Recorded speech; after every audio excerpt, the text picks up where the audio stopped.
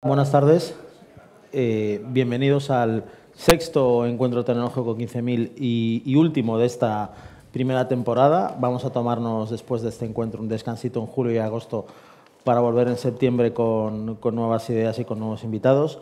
Y hoy, para terminar esta primera temporada, tenemos con nosotros a Tatiana López, que es la consejera, la CEO y consejera delegada de NanoGap, una de las empresas líderes de nanotecnología, no solamente en Galicia y en España, sino en el mundo, y que es uno de los casos más interesantes que hay ahora mismo en nuestra comunidad, porque que yo sepa, el Plan Gallego para la biotecnología y nanotecnología data del año 2020, en plena pandemia, y en estos 3 años y en estos últimos años se ha experimentado una pequeña revolución en el área de Santiago de Compostela, en todo lo que rodea la universidad. Y NanoGap es uno de los casos más singulares, porque habla en nanotecnología, que yo lo voy a explicar muy mal y muy rápido, y luego nos lo va a explicar Tatiana mucho mejor. Máquinas en miniaturas que realizan tareas, que realizan funciones a nivel pues, microscópico y que están llamadas a revolucionar el mundo. Entonces, bueno, tenemos a Tatiana, que es una eminencia en la materia, y mi primera pregunta y petición es ¿qué es exactamente la nanotecnología explicada para todos los públicos? Bueno, encantada de estar aquí. Gracias por la invitación, Pablo, y a todos los que os habéis movido hasta aquí para asistir al evento. Pues la nanotecnología es un nuevo campo, una nueva ciencia que es apasionante. Es difícil estar ocurre en pocos sectores que te encuentras en un área de descubrimiento donde hay muchísimo camino por recorrer. Y lo que realmente hace la nanotecnología y la nanociencia es trabajar con materiales a escala nanométrica. Es decir, por debajo, bueno, la definición dice por debajo de 100 nanómetros, todo lo que sea por debajo de 100 nanómetros. A esa escala tan pequeña lo que ocurre es que los materiales cambian drásticamente. Entonces, creíamos que conocíamos bien los materiales, están recogidos en la tabla periódica, todos nos hemos estudiado la tabla periódica, y esa tabla periódica son los elementos de todos los materiales que tenemos y están clasificados pues, por sus propiedades. Lo que hemos descubierto con la nanotecnología es una tercera dimensión en esa tabla periódica, en donde un material que creíamos que conocíamos, empezamos a trabajar con él a 100 nanómetros, a 50, a 2 nanómetros o incluso por debajo del nanómetro, y ese mismo material en cada uno de esos tamaños tiene propiedades totalmente nuevas que hasta ahora o no existían, no hay otros materiales con esas propiedades, o que en un mismo material pues puedes reunir propiedades que antes era inviable tener. Y esto abre todo un campo de ciencia y de aplicaciones tremendo. Yo a veces hago la comparación del descubrimiento de los electrones, de la manipulación de electrones, dio lugar a la electricidad. Y en aquel momento, si le preguntabas a alguien ¿cuál es el impacto de esto?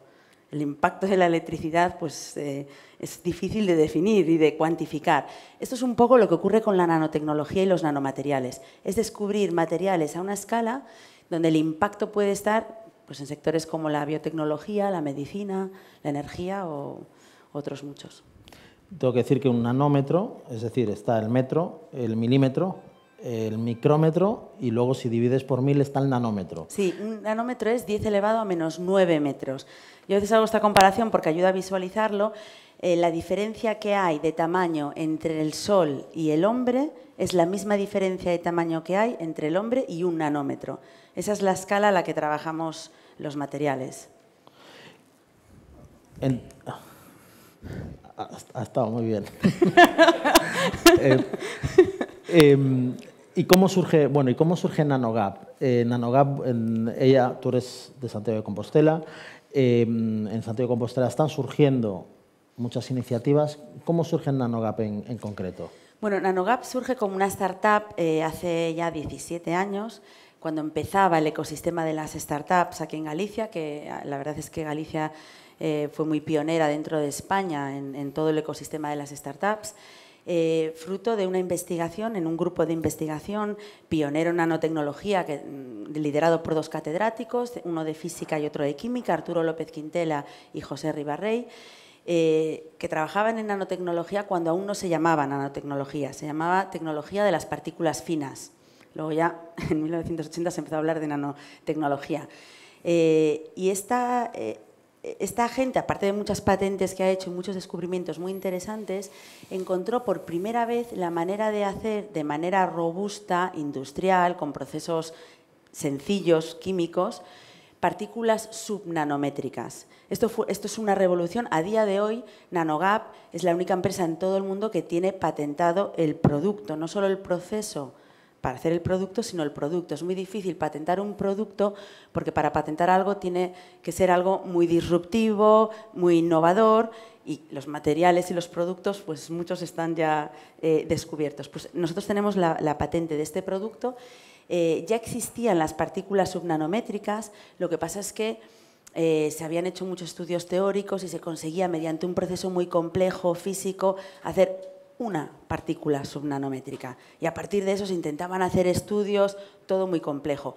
¿Qué es lo que descubre ese grupo de investigación y por lo que surge NanoGap? Una manera, con procesos de química húmeda convencional, con procesos de química que se utilizan para cualquier otra cosa dentro del sector químico, el hacer de manera estable y robusta estas partículas subnanométricas. Esto fue el catalizador, esta invención, este punto disruptivo. Tuvimos la suerte de que los dos catedráticos que están detrás de la invención pues tenían ya ese perfil emprendedor, no habían hecho nada hasta el momento, pero el ecosistema en ese momento pues se prestaba para poder, en vez de ya patentar y dejarlo ahí y seguir con las investigaciones, pues crear una startup, y así surge NanoGap inicialmente. Yo en ese momento no estaba investigando en estas partículas subnanométricas, pero sí nanotecnología, estaba empezando mi carrera científica, haciendo mi tesis doctoral en nanotubos de carbono, y en ese momento, en paralelo a todo esto, se me ocurrió la idea de montar una empresa de nanotubos de carbono.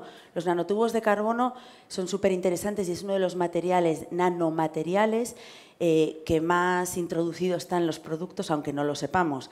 Todos los materiales que son muy resistentes pero pesan poco suelen llevar nanotubos de carbono. Bicicletas, raquetas, sobre todo material deportivo es lo que más conoceremos, pero luego esto se utiliza para aeronáutica y para otras muchas aplicaciones. Y mi tesis doctoral, yo lo que quería hacer era una aplicación concreta en molinos de viento, en palas eólicas, con estos nanotubos de carbono.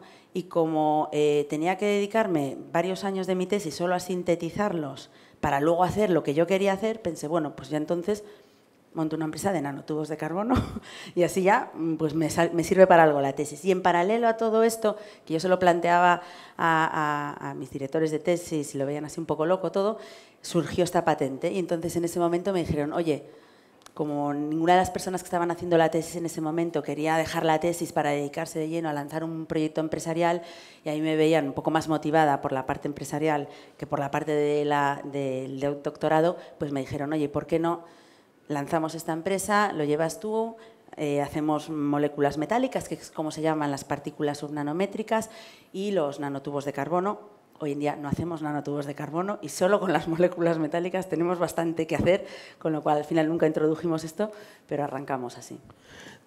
Convertido, digamos, a la vida real, o sea, a la vida al día a día, tú acabas de comentar lo de los nanotubos de carbono, que es el motivo por el cual esas bicicletas son tan duras y ligeras, ¿no? Sí.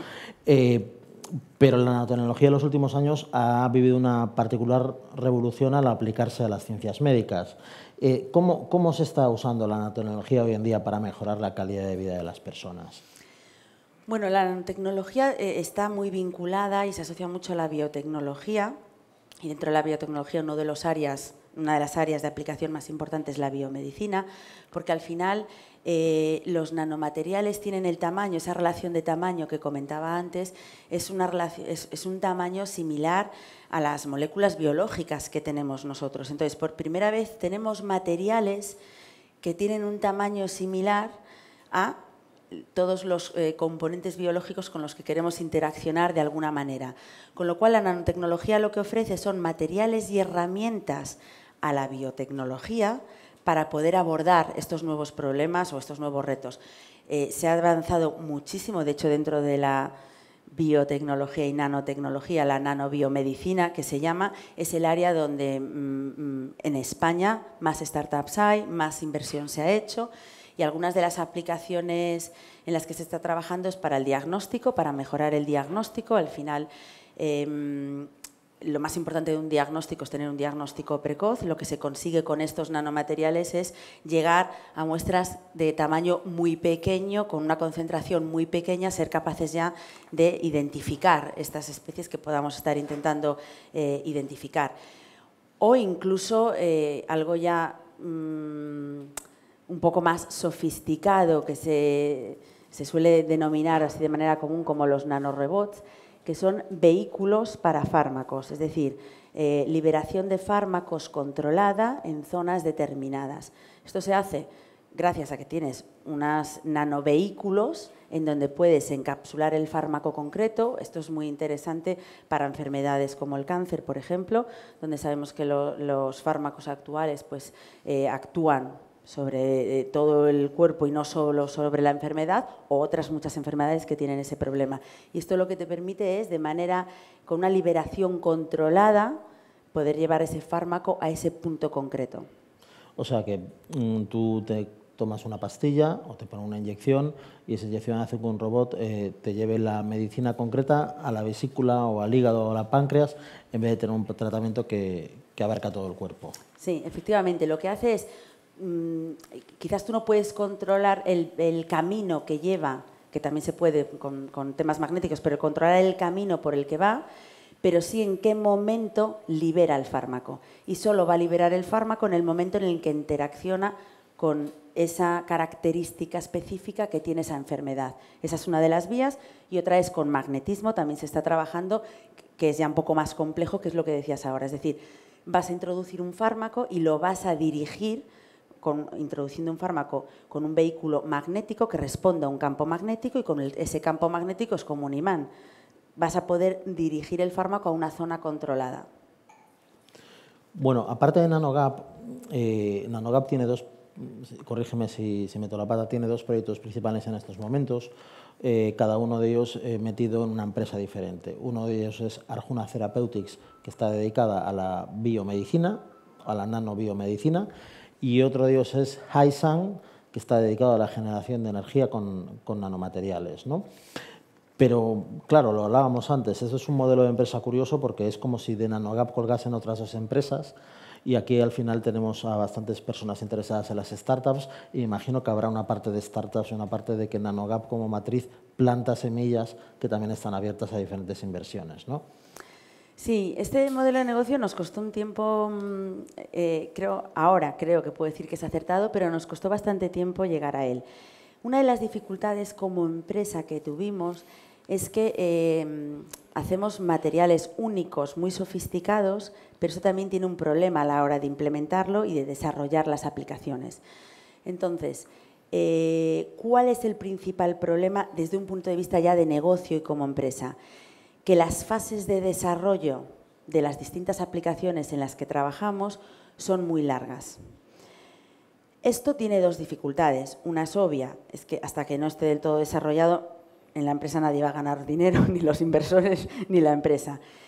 Y la otra es que este tipo de startups necesitan una inyección de financiación muy importante. En nuestros laboratorios, aunque son procesos de química húmeda, invito a que cualquiera que quiera venir a visitar la empresa, nos encanta tener a gente allí, enseñarle lo que hacemos, porque a veces parece todo como muy de ciencia ficción, y luego lo ves allí y es un garaje con unos cacharros y dices, bueno, pues esto es donde lo hacéis, esto es donde lo hacemos.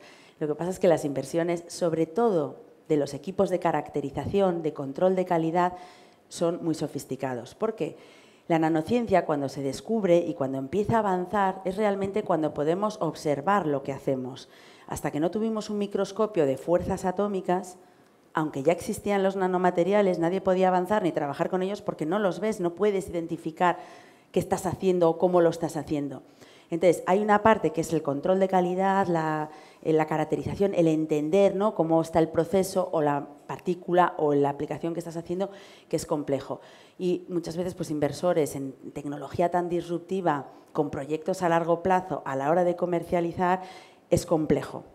Además, hablar de materiales y hablar de catalizadores, que es de lo que solemos hablar en NanoGap. Esta es una de las propiedades que nosotros más utilizamos, que si me lo permites explicaré un poquito más de esto. No es nada sexy, nadie quiere invertir en materiales, nadie quiere invertir en catalizadores. Tú empiezas a hablar de esto y la gente se asusta. Entonces necesitábamos de qué manera llegamos a explicar también mejor a nuestros inversores qué es lo que podemos hacer con nuestra tecnología. Entonces, como estamos muy al principio de la cadena de valor, porque NanoGap hace el nanomaterial, que luego se lo vende a quien va a desarrollar una potencial aplicación, que luego se lo va a vender al que finalmente utiliza esa aplicación. Estamos muy al principio. También teníamos otro problema, que es nosotros hacemos toda la parte disruptiva de tecnología, patentes, etcétera, pero tú vas perdiendo mucho valor a lo largo de la cadena de valor y es al final donde normalmente más puedes materializar ese valor, ¿no? Entonces, para ser más atractivos de cara a nuestros inversores y también para nosotros acelerar nuestros propios procesos de desarrollo de aplicaciones, decidimos que en aquellas aplicaciones que fueran muy disruptivas, donde realmente tenemos algo que la aplicación es absolutamente única y en un mercado que lo permita, porque no puedes hacerlo en todos los mercados, nosotros vamos a constituir a nuestro cliente. Y nosotros vamos a ser accionistas de nuestro cliente. Y eso es lo que hicimos con Arjuna Therapeutics. Primero, Arjuna Therapeutics desarrolla estas moléculas metálicas para tratamiento de cáncer. Está en una fase final de la fase preclínica. Entraremos en fase clínica 1 el año que viene, seguramente. ¿Y esto para qué nos vale? Nos vale para muchas cosas. Primero, somos accionistas de la startup. De momento, mayoritarios. El futuro es que nos acabaremos diluyendo poco a poco porque la idea es que haya un equipo, y lo hay, totalmente independiente en las startups que montamos de aplicación, que saben de desarrollo de fármacos, nosotros no sabemos de desarrollo de fármacos, y que capten inversión específica para el desarrollo de fármacos. Y es a través de esa inversión y de esos desarrollos que, por un lado, nosotros ya tenemos un cliente, pero más importante que ese cliente, que a nivel facturación no es lo que nos importa, valida nuestra tecnología en una aplicación de una manera muy acelerada. Que si yo tengo que esperar a que una farma elija mi proyecto para desarrollar esto y apueste por nosotros, una empresa aquí en Galicia que no ha utilizado esta tecnología en ningún fármaco antes y que hablamos de moléculas metálicas, que nadie en la industria farmacéutica hasta ahora, que está en Arjuna Therapeutics, había utilizado moléculas metálicas para desarrollo de fármacos, es muy complejo el posicionamiento. Entonces, vimos la posibilidad de hacerlo porque nuestra tecnología es tan buena que a quien sí se la podemos vender es a los tecnólogos que entienden de la aplicación. Entonces, lo que sí que nos vimos con capacidad es de captar a un equipo top a nivel mundial que dejaran sus puestos de trabajo y que tuvieran experiencia en desarrollo de fármacos por venir como emprendedores a sacar un fármaco adelante. Y esto es lo que conseguimos.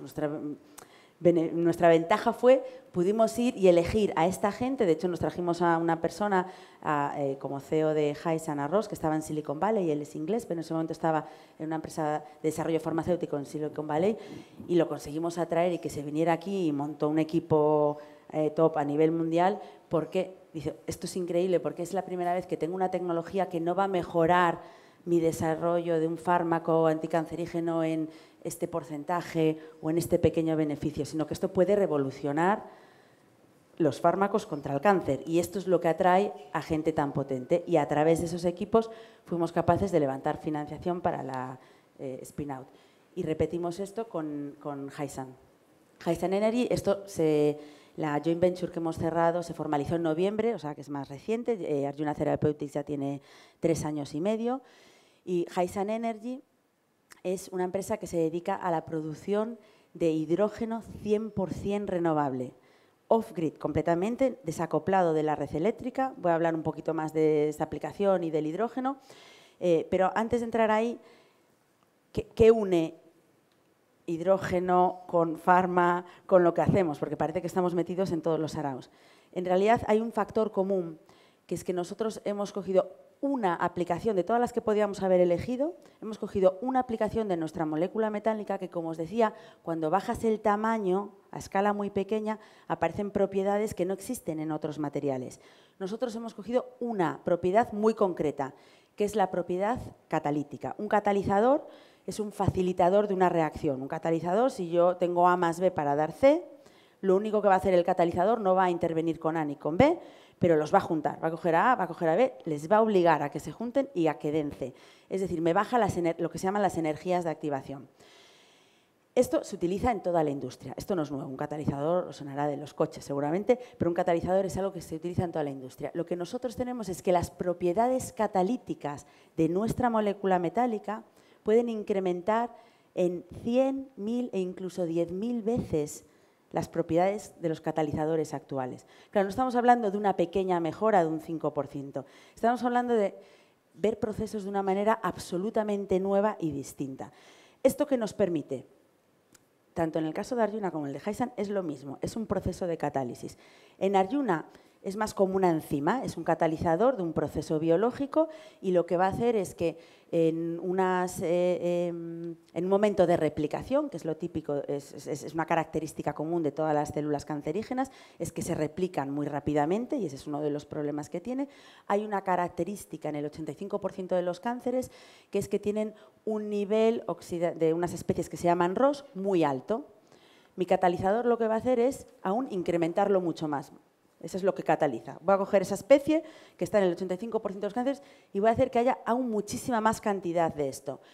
¿Y qué ocurre? La célula detecta ahí que hay un problema, eso no lo reconoce como algo bueno y se autodestruye.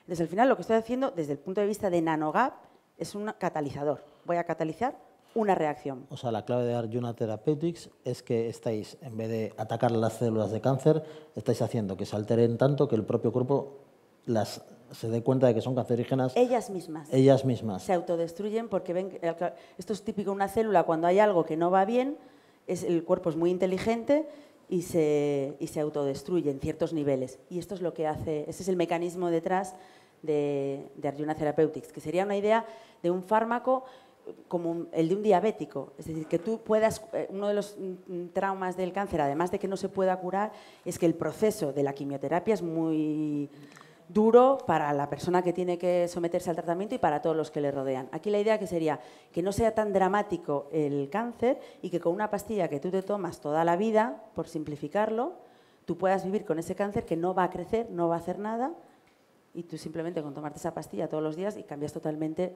el tratamiento de una enfermedad como es el cáncer. Bueno, realmente has respondido a 3 o 4 de las preguntas que tenía apuntadas. A mí cállame porque yo me pongo a hablar. ¿En qué consiste Arjuna Therapeutics? Ya la has respondido.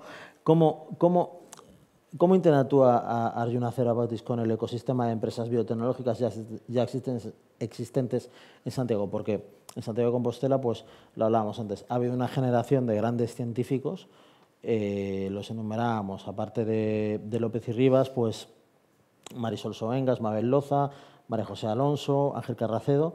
Bueno, pues son unos fenómenos. Aparte son senior, o sea, son gente que ya tiene sus 60 y muchos años, 70, y han hecho unas cosas espectaculares en Santiago. Me imagino que estáis todos, tenéis cierta comunicación y colaboráis de alguna manera. Sí, por supuesto. Nos conocemos tanto desde el punto de vista del plano científico como de todo el ecosistema de startups y que se está generando.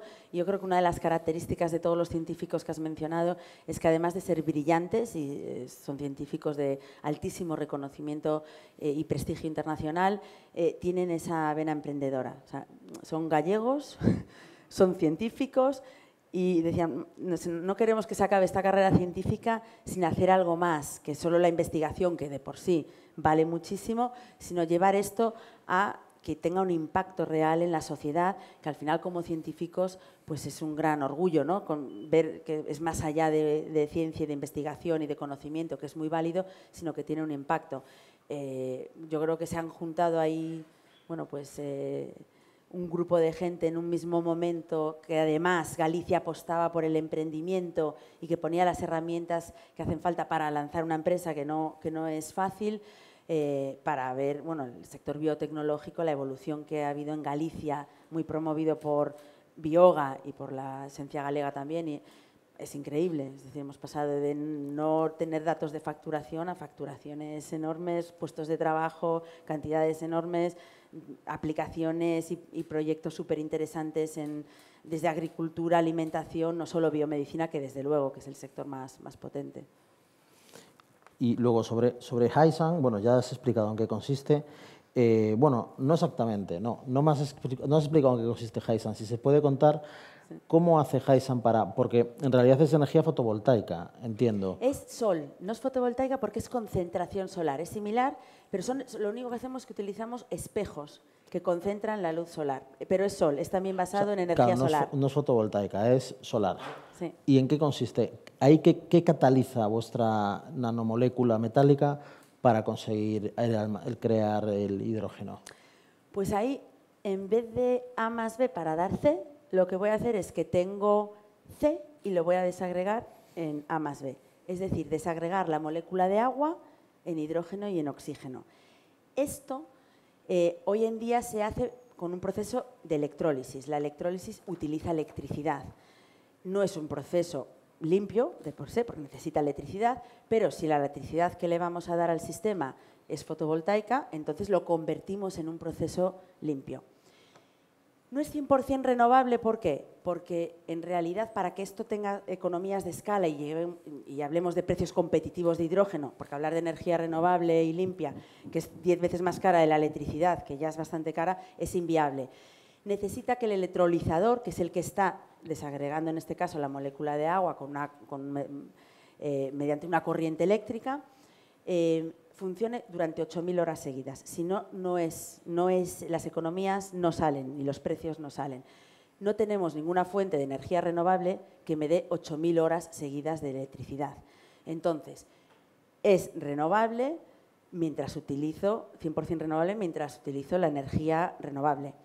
Y utilizo el mix energético, que en España es muy renovable, o en Alemania estamos en un 63, en un 65, mientras no puedo utilizar la energía eléctrica. Es un proceso que tiene un valor enorme en la industria y que hoy ya se están montando plantas y que es lo que está revolucionando la nueva energía renovable de Europa a día de hoy. ¿Qué es lo que hacemos nosotros? Nosotros no utilizamos electricidad para nada. La palabra electro no aparece. Nosotros lo que hacemos es fototermocatálisis. Solo necesito la luz del sol y la energía solar para separar mi molécula de agua. Esto hasta ahora era inviable. No es que no se hubiera estudiado, mucha gente lo ha estudiado, ¿eh? Y de hecho hay muchísimo conocimiento al respecto. Lo que pasa es que los fotocatalizadores que se utilizan hasta hoy tienen rendimientos de un 1%. Es decir, utilizas muy poquita cantidad de la energía solar que te está entrando y además no eres capaz de utilizarla de manera eficiente. ¿Qué es lo que hacemos nosotros? Os decía que una de las propiedades que teníamos es que nuestros catalizadores incrementaban en 10, en 100 veces las propiedades catalíticas. Somos capaces de llegar a rendimientos de un 70%. Entonces, por primera vez, con este catalizador y luz solar y agua, somos capaces de producir hidrógeno 100% renovable que no está conectado a la red eléctrica. Lo hacemos con concentración solar. Los concentradores solares no se conocen tanto, pero es una tecnología ya desarrollada que básicamente consiste en unos espejos que dirigen la luz solar a un punto determinado, que es donde yo tengo un tubo transparente, que es mi reactor, donde dentro tengo el catalizador y por ese tubo va a atravesar el agua. En el momento en el que se junta el agua, el fotón de luz, el sol, y mi catalizador, es capaz de romper la molécula de agua y producir hidrógeno y oxígeno. ¿Y luego almacenas el hidrógeno de alguna manera? Bueno, el almacenamiento, nosotros no trabajamos en el almacenamiento, pero efectivamente ese es un punto muy importante en el que se está trabajando, ya sea electrólisis o fototermocatálisis, que es lo que hacemos nosotros, que es que una vez que produces el hidrógeno necesitas tener maneras de almacenarlo y de distribuirlo que también sean sostenibles y que no todo lo que te has comido, te has generado de energía, de ahorro de energía, digamos, contaminante en un lado, lo tengas que utilizar en el otro. Hoy se trabaja, nosotros en este área específica no trabajamos, pero hay muchísimos grupos trabajando aquí en Galicia. De hecho, hay gente con un conocimiento muy potente en almacenamiento de energía y toda esta gente pues está haciendo unos desarrollos muy interesantes en cómo almacenar el hidrógeno, que la dificultad que tiene es que el hidrógeno es muy poco denso. Es decir, es un gas que ocupa muchísimo espacio. Entonces, lo que no vas a tener es tanques que tienen una dimensión de una ciudad para alimentar la ciudad, ¿no?, con energía, haciendo una exageración. Entonces, ahí la dificultad está en cómo comprimes ese hidrógeno de una manera eficiente y que el consumo energético pues, sea razonable para todo el conjunto del proceso. ¿Y cuándo piensas que Hyzon puede estar, digamos, en ejecución? O sea, que puede haber ya plantas de Hyzon o como se le pueda o quiera llamar. Sí, plantas. Pues mira, todo esto nosotros lo hemos demostrado a escala laboratorio. Tenemos 2 fotorreactores aquí ubicados en Nanogap, en Milladoiro, con 2 diseños distintos que ya han demostrado todo esto a nivel laboratorio. Y estamos ahora mismo en la fase de validación de componentes y manufactura de nuestro primer prototipo de condiciones reales que vamos a tener en la plataforma solar de Almería. En principio el objetivo era tenerlo listo a finales de año, se nos va a retrasar unos meses, yo creo que entre marzo y junio del año que viene estará operativo, pero ahí ya será un prototipo pequeño de unos 20 metros cuadrados, que va a producir unos 100 gramos de hidrógeno a la hora, pero ya ser un juguetito de lo que puede ser nuestra primera planta, que será en principio de 18 kilos hora, que es equivalente a una planta de 1 megavatio, si estamos hablando de electrolizadores. Y esto estará en 4 años. ¿Y puede aplicarse, es decir, del mismo modo que se está aplicando, que estáis aplicando esas nanomoléculas metálicas a la electrólisis, bueno, a la... Lo dijiste antes muy bien, pero... Fototermocatálisis. Bien, a la fototermocatálisis. ¿Puede aplicarse la nanotecnología a otros medios de generación de energías renovables? Sí, de hecho, nosotros montamos la spin-out en hidrógeno porque hidrógeno tiene un buen momento también para el otro fin que teníamos nosotros como Nanogap de hacer spin-out. Si es que ahora mismo hay mucho dinero para hidrógeno, se está apostando políticamente en Europa, bueno, en Europa, en Estados Unidos, no solo en Europa, por el hidrógeno como nuevo vector energético. Y entonces era un buen momento para también decir, oye, pues vamos a hacer lo mismo, vamos a coger un equipo top de ingeniería. Ahora el equipo, el CEO de Hyzon y todo el equipo son ingenieros y hablan, yo hablo de química, ellos hablan de ingeniería, de plantas y de otras cosas. Pero perdí mi hilo. Pongo a hablar y perdí mi hilo. Se puede aplicar la nanotecnología a otros medios de generación de energías renovables si estamos hablando del hidrógeno. Sí. Entonces, hicimos esto con el hidrógeno porque era un buen momento para captar financiación y replicar nuestro modelo de Arjuna. Pero en Nanogap, en realidad, estamos trabajando en otros proyectos en donde utilizamos nuestro catalizador para otros procesos de energía renovable que no son ahora mismo tan conocidos y es más difícil posicionarlos, como es el syngas. El syngas es...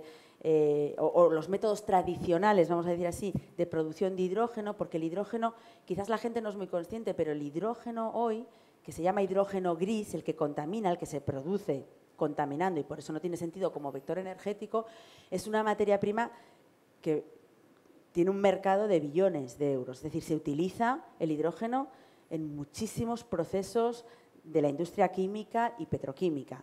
Si nosotros podemos sustituir ese hidrógeno gris, el hidrógeno industrial, por un proceso de hidrógeno limpio, ahí estamos descarbonizando la industria de verdad. No solo estamos consiguiendo un hidrógeno limpio que nos ayuda a tener un vector energético 100% renovable, sino que muchos de los procesos hoy muy contaminantes podemos modificarlos con tecnología como la nuestra, con nuestros catalizadores, para que sean de por sí un proceso limpio y algo que hasta ahora consumía mucha energía para producirse, pues hacerlo mediante procesos de fototermocatálisis o cosas similares que no son estrictamente sacar hidrógeno de una molécula de agua, que es de lo que se habla cuando se habla de hidrógeno en general.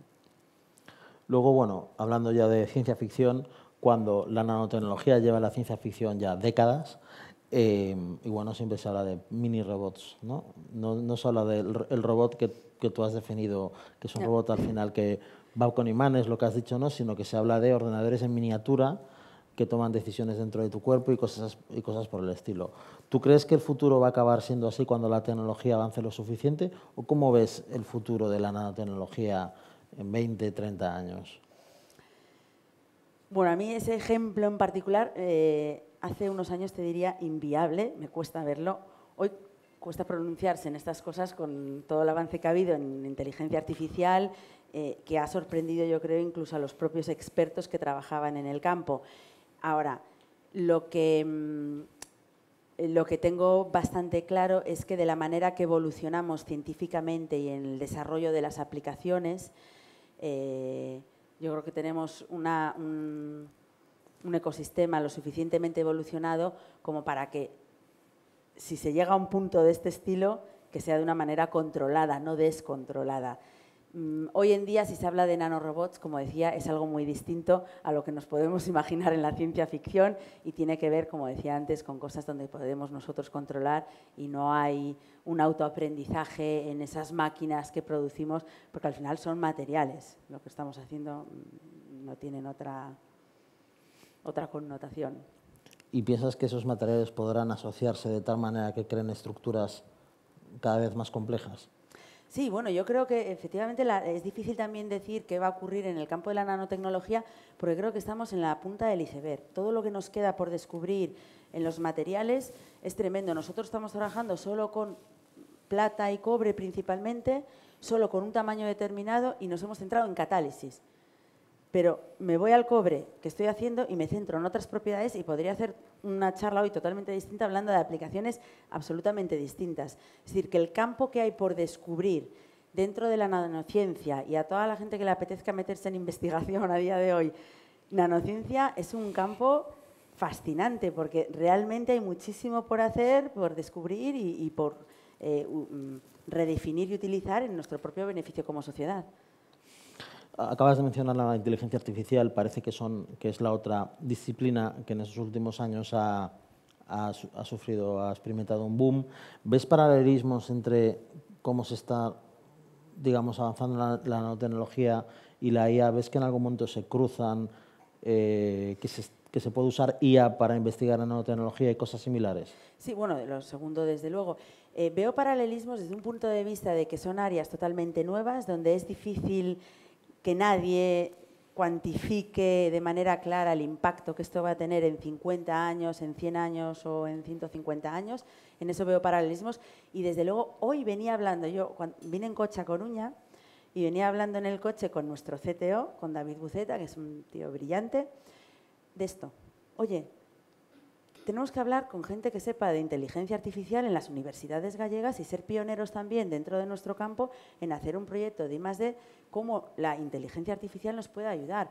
Porque sin tener ni idea de inteligencia artificial, entonces, perdonadme si mi visión no es la correcta, pero creo que nos puede ayudar muchísimo a avanzar más rápido. Uno de los problemas que os decía que teníamos es que para desarrollar una aplicación de uno de mis nanomateriales necesito 10 años de desarrollo. Entre otras cosas, eso es porque es un material totalmente nuevo y tengo matrices de experimentos donde tengo que cruzar 1000 variables por aquí y 1000 variables por aquí. Y trabajar eso de una manera eficiente es súper complicada. ¿Puede la inteligencia artificial ayudarme a encontrar caminos más directos en este laberinto? Creo que sí, espero que sí. Sí. Me gustaría creer que sí. Probablemente sí. Quiero decir, se supone que para eso está, ¿no? Bueno, continuamos. Galicia y las startups. Siempre hacemos esta pregunta, es la sexta persona a la que le preguntamos esto. ¿Es Galicia un lugar fácil para montar una startup? Yo creo que sí. Yo creo que sí. No sé qué han dicho los demás, pero yo creo que lo difícil es montar una startup. Yo creo que esa es la dificultad. La dificultad no es por estar a ver, depende también de cada sector. Yo te digo que sí porque nosotros nos encontramos facilidades, a lo mejor teníamos ya el camino muy trabajado, pero que faltan muchas cosas, faltan muchísimas, pero la falta la veo en Galicia como la podría ver en Cataluña, si estamos hablando de regiones, que es financiación. Para mí el principal problema de una startup es que no hay vehículos de financiación desarrollados, familiarizados con tecnología disruptiva, porque al final un inversor quiere un retorno más o menos controlado, aunque sea capital riesgo, en un periodo de tiempo, si es posible, pues mejor que sea menos de 5 años. Y esto, pues con todo lo que os acabo de decir, que estamos haciendo, desarrollo de fármacos, nuevas plantas de energía, nuevas aplicaciones, pues a veces es un poco complicado. Pero nosotros nos encontramos cuando montamos NanoGap, primero, empresa concepto, que ahora no existe, que unía a todas las universidades gallegas y te ponía a alguien que te ayudaba. Yo fui la promotora de NanoGap, pero no tenía ni idea de lo que era una cuenta de resultados ni un balance. Claro, es un problema no solo de Galicia, de alguien que estudia ciencia en Galicia, es un problema del sistema de educación. Por eso digo, en Galicia sí, lo difícil es montar la startup, pero en Galicia en particular yo no veo dificultades y al revés. Nosotros hemos tenido apoyo, hablando de financiación, de SES Galicia. SES Galicia está apostando también, es un capital riesgo gallego que está apostando por las startups. ¿Que el camino es fácil, que nos entienden bien, que nos han entendido bien desde el principio? Pues por supuesto que no. Es un aprendizaje para todo el mundo porque esto empezamos de cero. Pero yo creo que lo más importante para saber si puedes montar o no una startup es las capacidades personales, es la capacidad intelectual que podamos tener. ¿Tenemos en Galicia potencial intelectual para desarrollar esto? Yo creo que nos sobra. Bueno, antes mencionábamos a unos cuantos, pero yo creo que sí que lo hay. Que la cuestión es, bueno, montar una startup hoy todavía es complicado. Hay temas de financiación, sobre todo, y sobre todo, temas de financiación. Y, claro, tú eres una evangelizadora de la nanotecnología y también de NanoGap. Seguro que has tenido en estos años que ir a muchos foros y a muchos digamos, públicos que lo pueden haber flipado. O sea, yo creo que aquí habrá unas 60, 70 personas y varias seguramente han flipado, ¿no? Yo he flipado bastante también. Entonces, pero ¿qué recibimientos has obtenido a lo largo de estos años de la gente cuando cuentas lo de la nanotecnología? Me imagino que es una idea ahora será más fácil, pero en su momento debía ser muy difícil de transmitir, ¿no? Sí, esto es una de las dificultades de una startup de alta tecnología. A ver, dependiendo del foro, en un foro así, pues puede resultar interesante, te lo puedes creer, no te lo puedes creer, pero ya está. La dificultad viene cuando hablas de, pues la primera vez que no, recuerdo conversaciones de las que a día de hoy con el equipo directivo de NanoGap nos tomamos una cerveza y nos morimos de risa. Porque la primera vez que le dices a alguien que tienes alguna evidencia teórica, porque solo es teórica al principio, de que puedes llegar a eficiencias de un 70% de fotocatálisis, lo primero que creen es que no tienes ni idea de fotocatálisis. Entonces, claro, ya a partir de ahí, cuando tú categorizas a una persona en un punto, ya es muy difícil continuar la conversación a un cierto nivel. Entonces, hay una parte de desarrollar tecnología muy disruptiva que incluso en foros de perfiles científico-técnicos que conocen del tema, que aún así no están en el I+D, están más en la industria, etcétera, y que generan barreras que tienes que ir superando. Luego también nos hemos encontrado, como son todo el equipo de Haisan o de Arjuna, nos hemos encontrado a gente que luego ha apostado por nosotros. Y no nos rendimos. Nosotros tenemos como asesor de NanoGap, esto no lo publicamos mucho, pero bueno, nosotros tenemos un asesor que fue el presidente de la Asociación de Catalizadores Americana durante 12 años. Es una eminencia, tiene un grupo de investigación en Berkeley, trabaja con todas las grandes empresas petroquímicas y químicas a nivel mundial y no nos rendimos la primera vez. Pues claro, vas allí, voy yo, me lo encuentro en un congreso, voy allí, hablo con él, nunca ha oído hablar de mí y pues la primera impresión puede ser de distancia.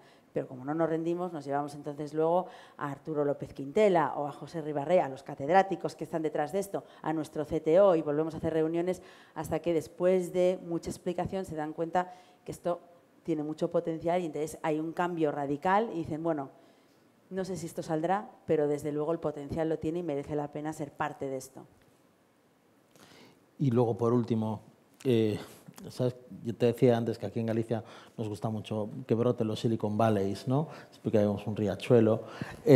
¿Puedes convertir Santiago en un Silicon Valley de la biotecnología, de la nanotecnología? O sea, ¿puede Galicia realmente ser competitiva en ese campo y que se convierta en una industria potente en la comunidad? Sí, yo creo que en biotecnología lo hemos demostrado ya no es que lo diga yo, el crecimiento que hay en biotecnología y el posicionamiento que hay en Galicia es enorme.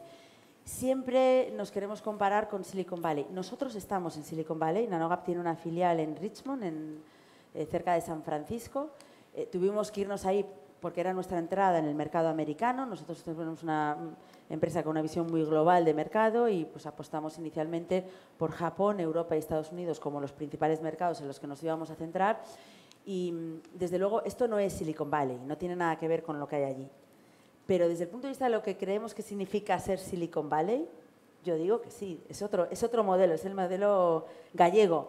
Pero lo que implica es, ¿podemos hacer empresas y un tejido industrial basado en tecnología disruptiva posicionada a nivel mundial? Es que lo estamos haciendo.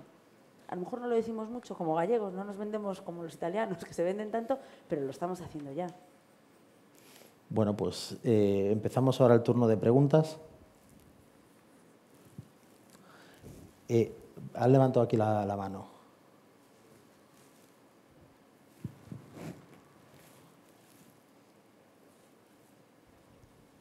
Hola. Hola, Tatiana. Gracias, lo primero, por compartir tu tiempo con nosotros y por esta charla tan interesante. Yo iba a preguntar algo, pero como dijiste tú, claro, me he quedado también un poco flipado con que nos hables de esas cuestiones de la posibilidad de curar el cáncer, de la posibilidad de tener energía limpia e inagotable. Ya no sé si preguntar algo más después de esos descubrimientos que nos has hecho hoy. Yo, por deformación profesional del sector legal al que pertenezco, y hablaste antes o lo referiste, el tema de las patentes. ¿Cómo tenéis organizado ese tema? Porque yo me imagino que en una tecnología tan cambiante y tan modificable como la vuestra, o sea, tenéis que estar registrando continuamente, no sé, decenas, cientos de patentes. ¿Y cómo os organizáis esas cuestiones en la empresa?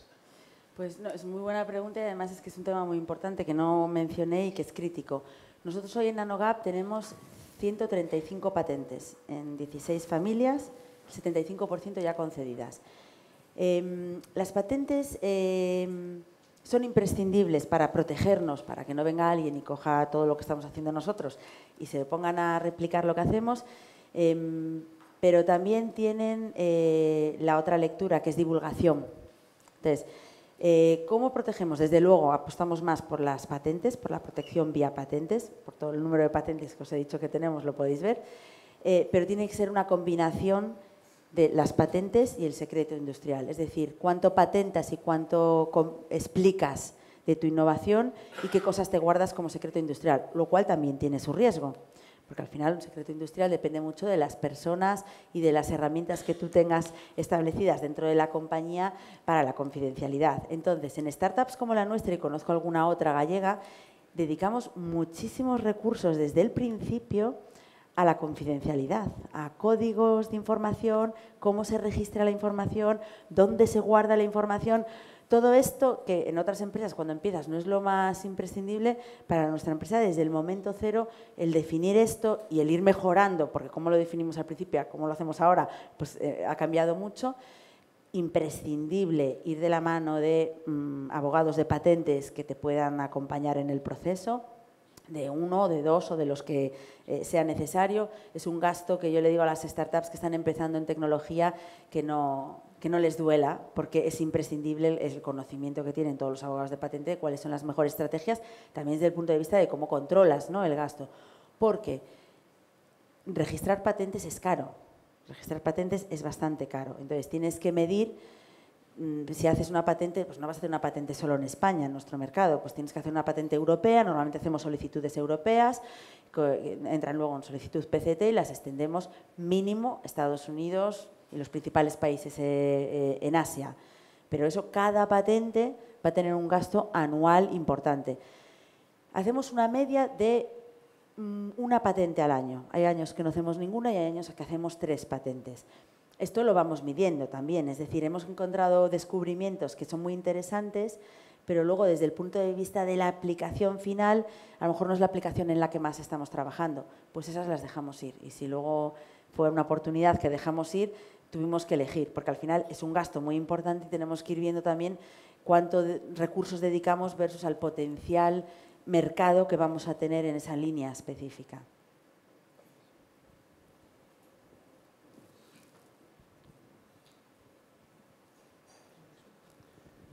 Gracias, Tatiana. Yo solo una cosa que me parece haber entendido. El tema de transportar el hidrógeno, que es un poco complicado, y hablabas de 4 años. Parece ser que ese tema no está muy claro. ¿Es posible? Sí, y perdona, 4 años es para que nosotros tengamos la planta de producción.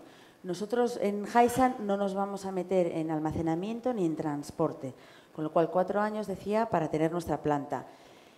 ¿Qué es lo que estamos haciendo en esa línea? Como nosotros no tenemos algo específico de tecnología que pueda trabajar en esa línea, sí que estamos hablando con muchos actores, intentar colaborar con ellos y en la medida de lo posible, en lo que podamos ayudar, nosotros ayudamos, pero no es nuestra línea principal. ¿Qué pasa? Es un problema para cualquier método de producción. Tienen más problema los electrolizadores que se están montando ahora porque necesitan la solución ya. Nosotros por lo menos pues tenemos 4 años para que el resto nos lo vayan solucionando. No es evidente, pero he de decir que estuvimos en Houston hace muy poquito en un foro muy interesante sobre hidrógeno en Norteamérica y encontramos una tecnología australiana desarrollada allí, súper interesante para el almacenamiento. No sé si funcionaría para el transporte, pero desde luego solucionaría mucho en el almacenamiento. Luego habría que ver hasta qué nivel, porque una cosa es el almacenamiento y otra cosa es el almacenamiento para transportar. En nuestro caso, de todos modos, una de las maneras que salvamos esa dificultad es que nuestro sistema es muy modular, es muy económico la planta, ocupa 8 veces menos el espacio de un electrolizador con una fotovoltaica. Entonces, tenemos un modelo de negocio que en las plantas pequeñas lo que haríamos es hacer la planta al lado de donde se va a utilizar el hidrógeno. Entonces, desde un punto de vista, esto te vale para aplicaciones industriales. Entonces, si yo tengo una fábrica, pues le pongo una dimensión de planta que sirva para utilizar en esa planta. Eso es como nosotros estamos pensando en nuestro modelo de negocio dentro de 4 años, vamos a arrancar si esto otro no está solucionado. Pero efectivamente es una de las grandes dificultades tecnológicas que tiene hoy el hidrógeno. Gracias.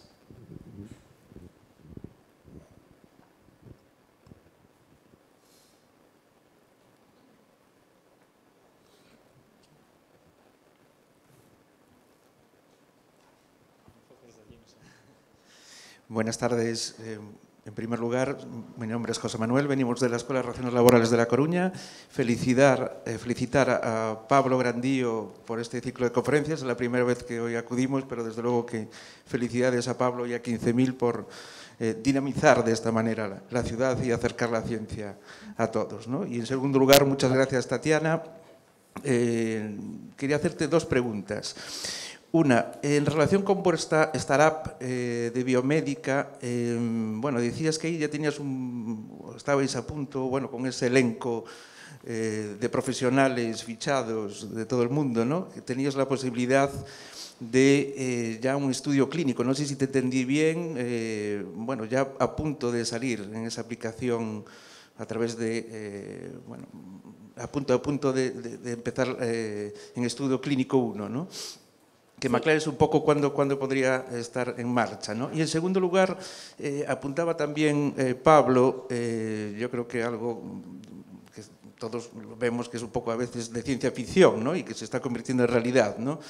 Y tú también apuntabas en esta idea, ¿no? Que es el hecho de, bueno, cómo podría influenciar la IA en vuestro trabajo, lo has apuntado, ¿no? Y mi pregunta es, ¿cómo aprovechando pues en la ciudad, que próximamente tendremos aquí la sede de la ESIA, que tenemos centros potentes como el CITIC, que han estado en nuestra escuela recientemente, hablando de la IA, ¿cómo no podemos aprovechar, no sé si lo estáis trabajando en red o no, si podemos aprovechar y crear ese polo, decía Pablo, este Silicon Valley en Galicia, aprovechando esta sinergia que tenemos en La Coruña y que también estáis trabajando en Santiago, como si podemos aprovechar este polo para unir fuerzas y crear ese Silicon Valley de la que hablaba Pablo. Muchas gracias.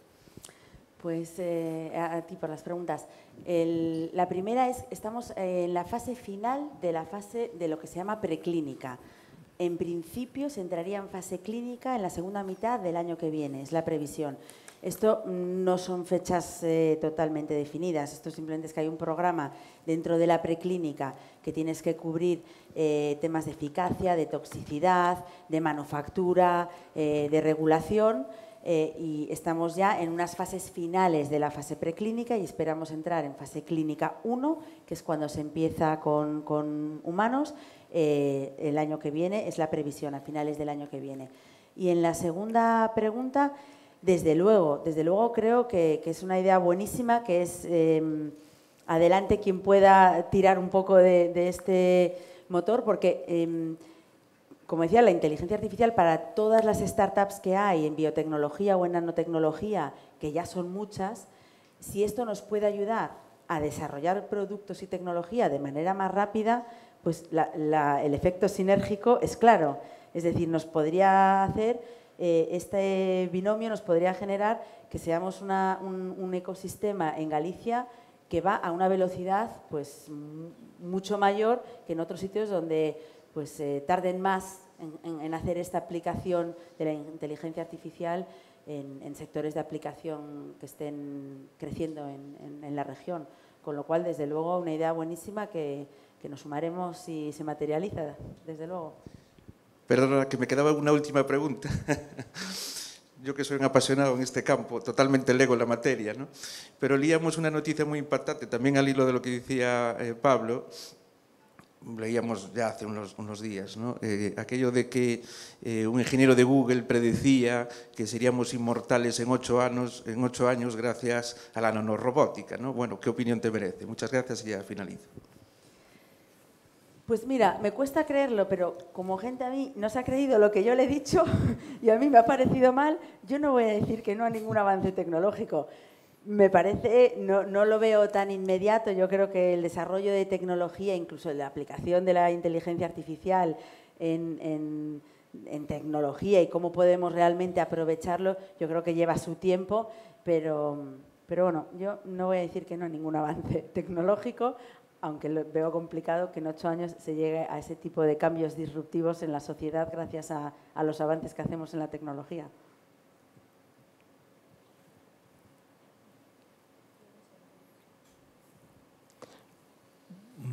¿Alguna pregunta más? Bueno, por cierto, muchas gracias, José Manuel, por las felicitaciones. No te veo, he intentado divisarte, pero los focos están muy fuertes, pero creo que eres mi colega José Manuel, ¿verdad? Bueno, sí que es. Bien. Bueno, pues gracias igualmente. ¿Alguna pregunta más? Yo quería añadir una cosa más, que es que la situación, preguntarte, yo imagino que estudiaste ingeniería química. Química. No soy ingeniera, soy química. Hay uno de los grandes desafíos de la sociedad gallega y en general la española es lograr que haya más mujeres en las profesiones STEM. ¿Tú crees que el éxito de la biotecnología en Galicia puede hacer que esos porcentajes se mejoren? Sí, desde luego. Y dentro de las ciencias, la biotecnología o todo lo que tenga que ver con ciencias de la salud suele atraer más a las mujeres. Con lo cual, dentro de todas las ciencias, es de las que yo creo que más capacidad tiene de atracción. Pero al final yo creo que una persona decide hacer una carrera u otra también a lo que está expuesto, porque si tú no estás expuesto a ciertos posibles puestos de trabajo o crecimientos de desarrollo personal, pues puede que ni se te ocurran. Entonces yo creo que al final cuanto más trabajemos en biotecnología y en nanotecnología, a más gente, incluida mujeres y hombres, pero a más gente se le puede ocurrir, eso es un mundo apasionante. Quiero estudiar química, además lo reivindico porque tenemos a muy pocos químicos en la Facultad de Química, con lo apasionante que es la química, no me lo puedo explicar. Pero yo creo que sí, que estos ejemplos al final generan que la gente diga, bueno, pues en mi zona, en mi región, hay empresas de esto, esto y esto, con lo cual yo creo que este tipo de carrera tiene salida y que pues, la gente cuando toma esa decisión, que es una edad un poco temprana como para que hagan análisis demasiado sofisticados, pues yo creo que de una manera muy rápida se les pueda ocurrir y ojalá sea así. Bueno, pues oye, Tatiana, muchísimas gracias. Sí, perdón. Mira, perdona, una pregunta. Y, oye, enhorabuena por la conferencia, buenísima, ¿eh? Pero dijiste un dato en el cual no éramos capaces, no me acuerdo exactamente del dato, no, pero que no éramos capaces de generar energía continuamente para conseguir esa descomposición del hidrógeno, o sea, del agua y de la molécula de agua, ¿no? Sí. Y una pregunta, ¿el agua no genera energía continuamente? Lo digo porque, no te digo en el desierto de Almería, pero aquí en Galicia tenemos agua, algo todavía nos queda de agua, ¿no? Entonces, ¿no podríamos hacer un sistema para que esas turbinas que generan automáticamente y durante las 24 horas del día y todos los días de la semana y todos los días del Día Mundial generar energía suficiente para hacer ese proceso que necesitáis con las fotovoltaicas para descomponer la molécula? Sí, ojo, una aclaración, ¿eh? Gracias, gracias por la pregunta. Nuestro sistema no consigue que una turbina eólica produzca 24 horas al día, 365 días al año. Esa es la dificultad que tienen los electrolizadores, la otra tecnología, que mientras tiene energía limpia, produce hidrógeno limpio y mientras no tiene electricidad limpia, es decir, no hay sol, si está con una fotovoltaica, tiene que seguir funcionando tirando de la electricidad con el mix energético que tengamos. Eso es lo que existe con los electrolizadores. En nuestro sistema tampoco estamos produciendo energía 24 horas al día, 365. Simplemente que nosotros, cuando hay sol, producimos hidrógeno, cuando no hay sol, no producimos hidrógeno, pero tenemos un sistema que nos permite hacer un hidrógeno a un coste muy competitivo sin tener que utilizar electricidad y, por lo tanto, siendo 100% renovable. Pero si yo este sistema, si es de noche, no voy a estar produciendo hidrógeno. Voy a dimensionar una planta para que mientras se está produciendo tenga el suficiente hidrógeno como para, si estoy alimentando a una fábrica, tenga hidrógeno las 24 horas. Pero es porque he dimensionado la planta y tengo un almacenaje. Lo digo por aclarar que no hemos descubierto ahora aquí energía infinita día y noche. Lo que sí que hemos descubierto es que con nuestras moléculas metálicas, que esta es la clave de por qué somos capaces de hacer tanta eficiencia, producir con tanta eficiencia, es que somos capaces de absorber prácticamente toda la energía que nos trae el sol. Normalmente un fotocatalizador o otros materiales que existen hoy en día absorben una pequeña parte de todo el espectro, con lo cual si el sol me da todo esto de energía, hoy en día no existe ningún material que sea capaz de coger toda esta energía y transformarla. Solo coge un trocito de esa energía. Nosotros lo que hemos es ampliado ese trocito a, no el 100%, pero una gran parte de todo el espectro solar. Y no sé si estoy contestando a la pregunta, la verdad, ¿eh?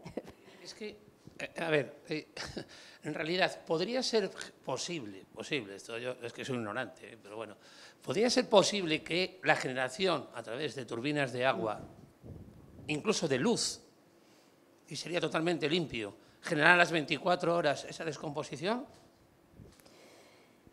Digo a futuro, ¿eh? A futuro. Sí, hoy en día con la tecnología que existe, no, hoy en día no, pero bueno, todo el mundo científico e industrial innovador que trabaja en nuevas energías renovables está buscando soluciones. No creo que sea posible con una tecnología.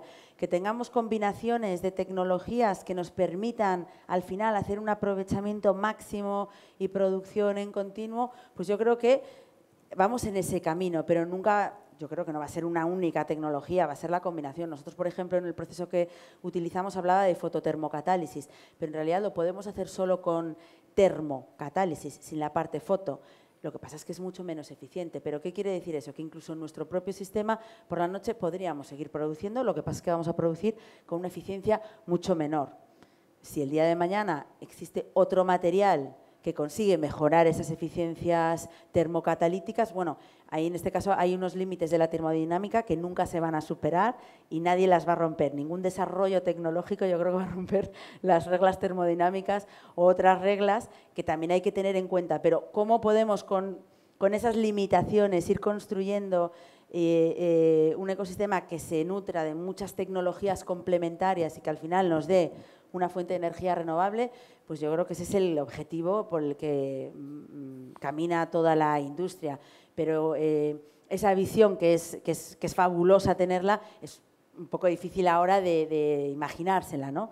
Pero bueno, en ese camino trabajamos todos. Bueno, pues como iba diciendo, Tatiana, que estás en tu casa, que muchísimas gracias y espero que, bueno, que pronto nos puedas volver a contar algo tan espectacular como lo de hoy. Muchísimas gracias. Gracias a ti, Pablo, y a 15.000.